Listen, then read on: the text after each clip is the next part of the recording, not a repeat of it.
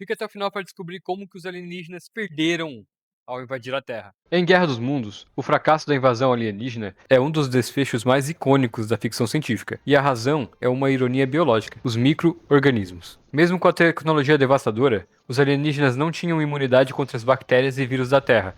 Ao consumirem sangue humano e tentarem terraformar o planeta com a erva vermelha, eles se expuseram a patógenos terrestres. O que para nós é um resfriado comum, para eles foi uma arma biológica fatal. Eles planejaram cada detalhe da conquista, mas esqueceram da biologia básica, a falta de imunidade. O menor dos seres derrotou o maior dos impérios. Para mim, foi o filme que introduziu a minha paixão por ficção científica. E para você, o que Guerra dos Mundos significa? Quer ver como a humanidade se prepara para o desconhecido e enfrenta o terror cósmico mais antigo do universo?